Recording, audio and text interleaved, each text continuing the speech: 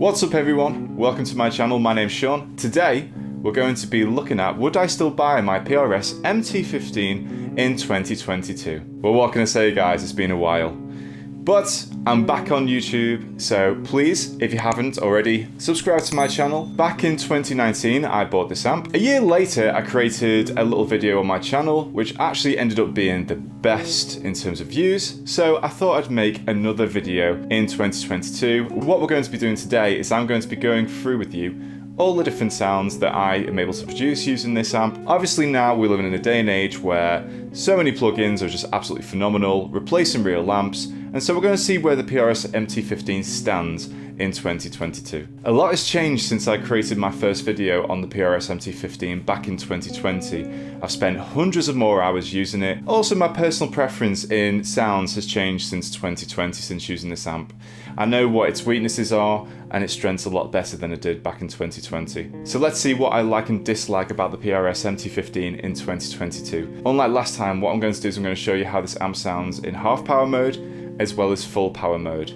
A lot of the sounds that we're going to look at are going to be dry, meaning no delay or reverb.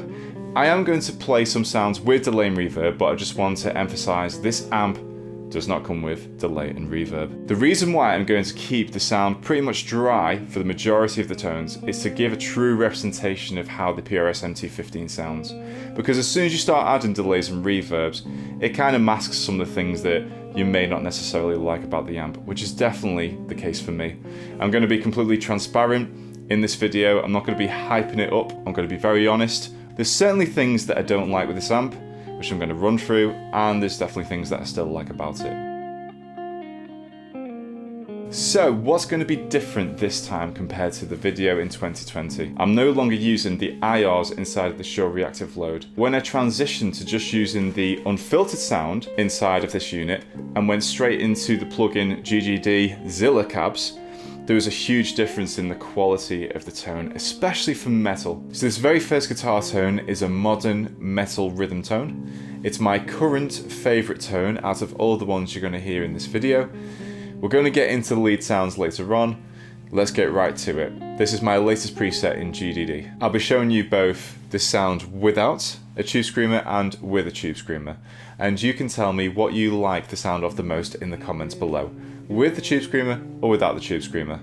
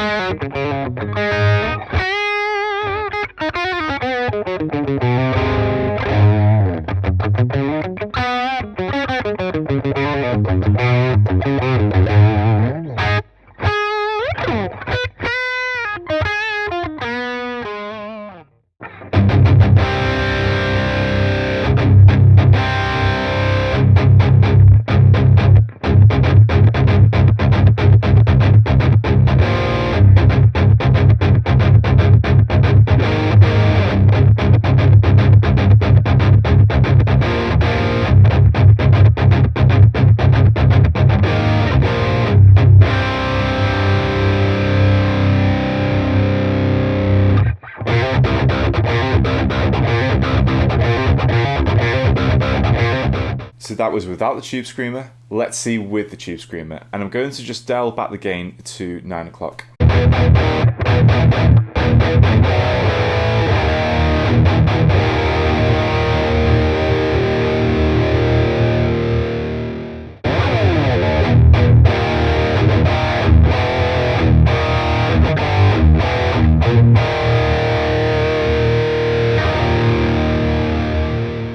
So here's the white guitar in drop C with the tube screamer, and I'm actually bumping up the mids to compensate for the huge difference in tone between the two guitars.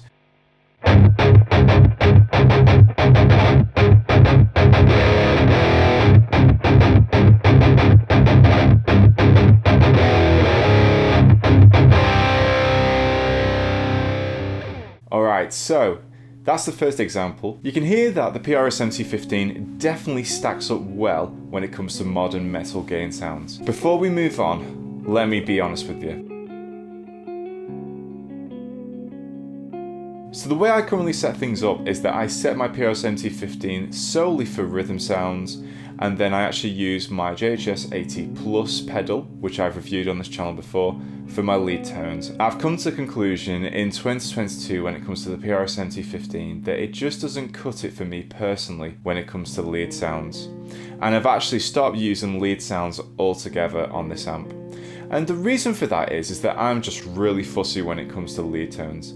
If I have a lead tone that sounds really abrasive and harsh sounding and nasally and thin, then I just feel uninspired and I don't generally tend to play very well. This brings me on to another point before we listen to the next sound, in that this amp is very good taking pedals. All these sounds are obviously without a noise gate, so that's credit to this amp. It is very quiet. The clean sound on this amp is an excellent pedal platform, and I use pedals through the clean sound all the time, which you will hear later on. Whenever I'm doing any type of solos or lead sounds, I do avoid using the PRS lead channel and tend to go with my JHS 80, but I do like using this amp for rhythms, especially modern metal rhythms. This is not to say that it's completely unusable, this amp, when it comes to lead sounds. It's just I'm so picky when it comes to lead tone. I like a really thick, warm sounding lead with a lot of mid-range. So here we go, just for the sake of demonstration, not something I would use, but a lead sound with the amp and with some delay and reverb. I've completely got rid of the treble, and I've reduced the presence as well, and you still can hear that it's quite bright sounding. And that's my only big issue with this amp. And before I forget to mention, we're using the exact same cabinet settings in GDD as we did with the first sound.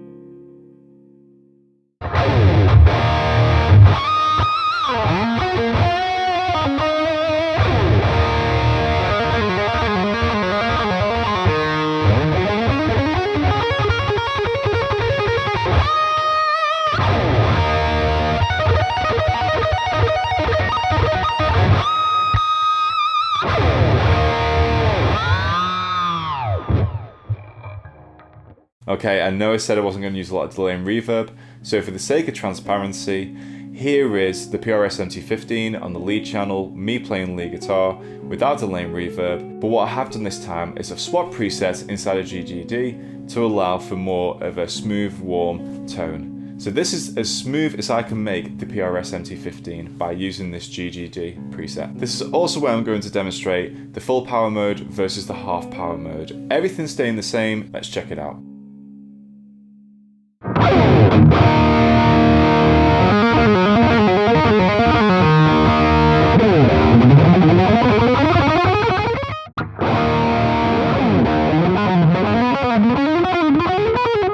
As you can hear, this amp is really dry sounding when it comes to the actual distortion itself. So this next sound is me trying to create more of an 80s rock tone versus a metal tone. What I've done is I've loaded up one of Zilla's presets, which is called Boutique Room. For this sound, I've not added any reverb. The reverb that you hear comes from the actual preset in GGD itself. So what I'm doing to create a bit more of a rock tone is I'm actually reducing the amp from full power to half power.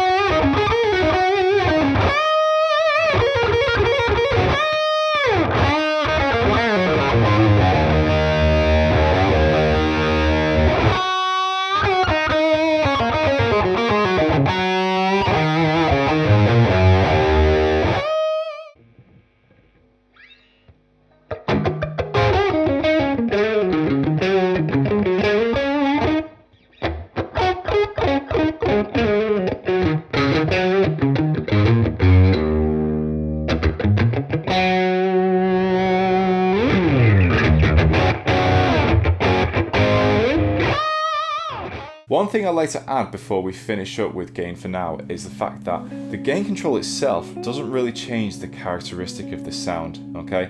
It's just more gain or less gain. Next up, we're moving on to cleans. For the sake of transparency, yet again, there's no delay in reverb. This is just direct into the amp. What I do have to do normally is turn down the bass on the EQ controls of the clean channel, just to avoid it being too overwhelming. I do also generally tend to find myself also slightly boosting the treble in the EQ section of the clean sound.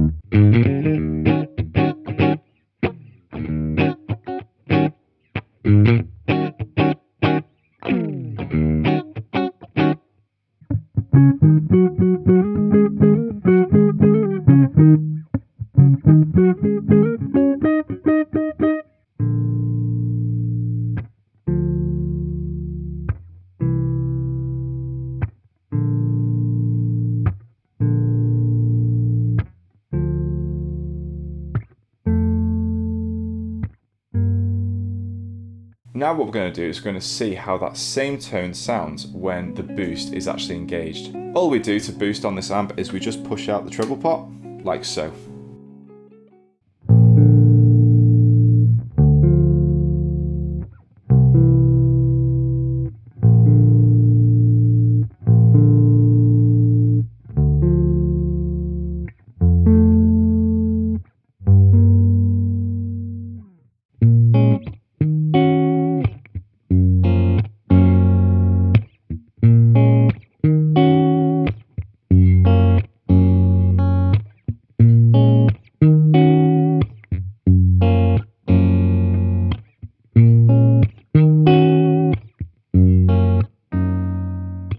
So when it comes to my personal opinion on the clean channel of this amp, it's actually my favourite part. I think I actually prefer it more than the lead side, just because of the fact that with the lead side, I don't like actually playing solos in that channel. I prefer to use the lead tone as a rhythm channel. Whereas with the clean sound, I just find it really pleasing. It can almost be perceived as a really flat sounding clean sound, but you know what?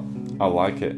I think that actually is a benefit when it comes to stacking pedals. So lastly, what we're going to do, and this is the last sound I'm going to show you, I'm actually going to show you my favourite sound of all using this amp. So my favourite sound on this amp is actually not anything to do with the lead side of the amp at all, it's to do with the clean channel. I found that when you use the clean channel with the tube screamer, exact same tube screamer settings as before for the lead channel, combined with the Valhalla shimmer verb, you get this epic, awesome sound.